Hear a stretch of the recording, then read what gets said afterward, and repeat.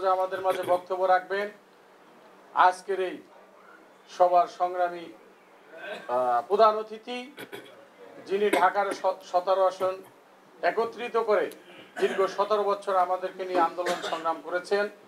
ওই শেখ হাসিনা যার ভয়ে, যার ডাকে শুনে, যার ডাক শুনে পালিয়ে যেতে বাধ্য হয়েছেন, আমাদের সেই প্রিয় ভাই যাকে নিয়ে আমরা গত 17 বছর ধানের শীষের পক্ষে আন্দোলন সংগ্রাম করেছি, আমাদের সাথে দুঃখে সুখে যিনি ছিলেন, আমাদের সেই প্রিয় বড় ভাই, আগামীতেও যাকে আমরা ধানের শীষের প্রতীক হিসাবে দেখতে চাই, আমাদের সেই শ্রদ্ধাভাজন নেতা জনাব কামাল জামাল মোল্লা এখন আমাদের মাঝে বক্তব্য রাখবেন। জনাব কামাল জামাল।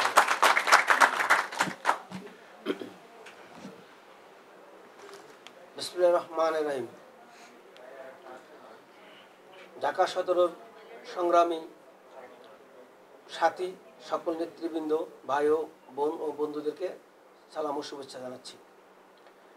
আপনারা জানেন দেশনেত্রী, আমাদের সকলের প্রিয় নেত্রী, আপসী নেত্রী, তিনবারের সফল প্রাইম মিনিস্টার আজ শেখ হাসিনার দ্বারা নির্যাতিত হয়ে কারাবন্দি থেকে তাকে অসুস্থ করে তিলে তিলে মারার যে পায় তারা করেছেনই, সেই ধারাবাহিকতা আজ তিনি অসুস্থ অবস্থা হসপিটালে শুয়ে আছেন।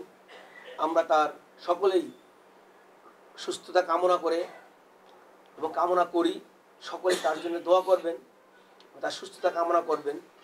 এই সুস্থতা কামনার জন্য আমরা আগামী বুধবার আমরা গুলশান টিসিসি মার্কেটের সামনে সকলে সমবেত হয়ে আগের ন্যায় আমরা একটি দোয়া করব এবং ম্যাডামের জন্য আমরা একটি মনোমিছিল করব। আপনারা জানেন দল আমাকে আমার এলাকা থেকে কাজ করার জন্য বলেছে যে প্রায় 2টা জায়গায় কাজ করেন, আমরা দেখব। দল আমাকে নমিনেশন দিয়েছে আমার কাজের মূল্যায়ন করে, আমার রাজনীতির ইতিহাস দেখে, আমার সকল জেল জুলুম খেটেছি আপনাদের সাথে, সেই সকল কিছু বিবেচনা করে আমার জনপ্রিয়তা বাছাই করে আমার নমিনেশন দিয়েছে। আবার সেই নমিনেশন কুচক্র মহলের চক্রান্তে মিথ্যা প্রচারণায় সেই নমিনেশন স্থগিত করেছে এবং সেটা আবার গত সপ্তাহে কাউকে দিয়েছে। বাট আমি দিশাহারাও হইনি, আমি ভেঙে পড়িনি। আমি জানি শিবচরের জনগণ আমাকে যেরকম ভালোবাসে, ঢাকা 17 আপনারা আমাকে সেই রকমই ভালোবাসেন। আমি বিশ্বাস করি মানুষের ভালোবাসা, যার সঙ্গী নেই, যার ভোট নেই, যার মানুষ নেই, তার নমিনেশনের কোনো দাম নেই।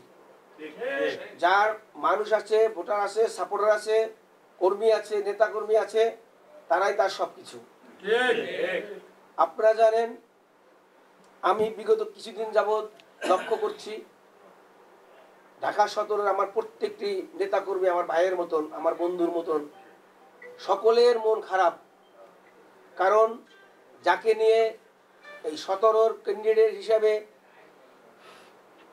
এখনো ঘোষণা হয়নি আনুষ্ঠানিকভাবে, যার নাম আলোচনা করেছেন আমাদের নেতৃবৃন্দ, তার ব্যবহারে, তার কার্যকলাপে আমরা সকলেই মর্মাহত, সকলে আমাকে জানান।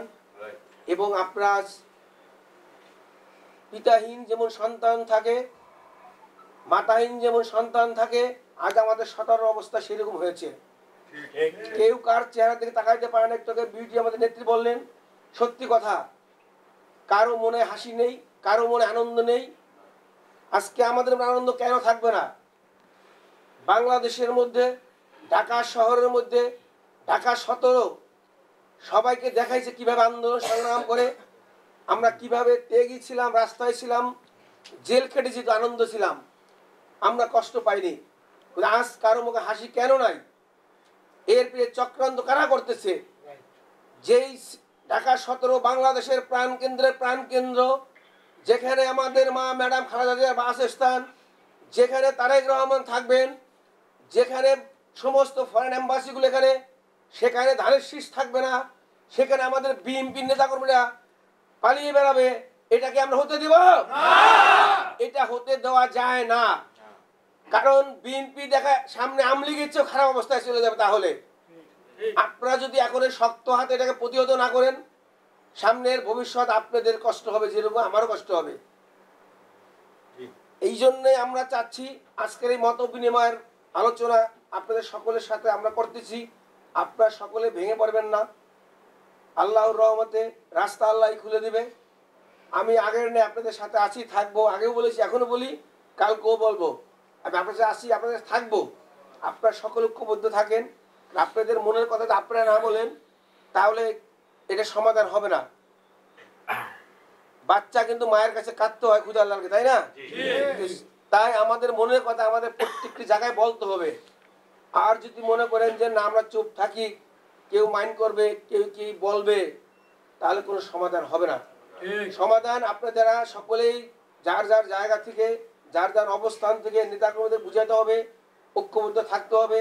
আমাদের সিনিয়র নেতৃবৃন্দের কাছে মেসেজ পৌঁছতে হবে কি ঘটতেছে আমাদের ঢাকা 17-তে।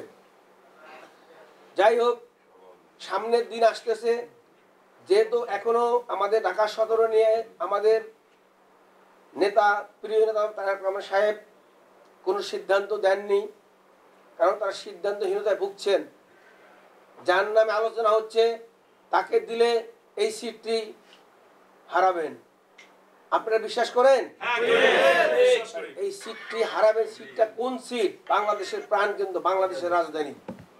তাই আপনারা সকলে আপনাদের যার যার জায়গা থেকে ঐক্যবদ্ধভাবে আমরা দলকে বুঝাতে চেষ্টা করব এই সিটটি ধানের সিট, ধানকে দেওয়া হোক, তাই না? কথা আর বাড়াবো না। আপনারা সকলের চেষ্টায় আগের মতো সকল আমাদের নেত্রী, আজকে তো আমরা সিনিয়র যারা তারা আসছেন, আমাদের কর্মী ভাইদেরকে নিয়ে আমরা বুধবার বিকেল 3 ঘটিকায় না সেখান 3টায় আমরা জমা হবো গুলশান 1 নম্বর ডিসিসি মার্কেটে। সকলকে আবারও বলতেছি, ওই দিন আমাদের ম্যাডামের জন্য দোয়া হবে, হুজুর থাকবেন, কোরআন তেলাওয়াত হবে, আমরা সকলে দোয়া পড়বো। দোয়ার পরে আমরা মনোমিছিল করবো। ঠিক আছে? সবাই ভালো থাকেন, সুস্বাস্থ্য কামনা করে আমি শেষ করছি। সবাই ম্যাডামের জন্য বাসায় গিয়েও দোয়া করবেন। সবাই ভালো থাকেন। খুদা হাফেজ। আসসালামু আলাইকুম।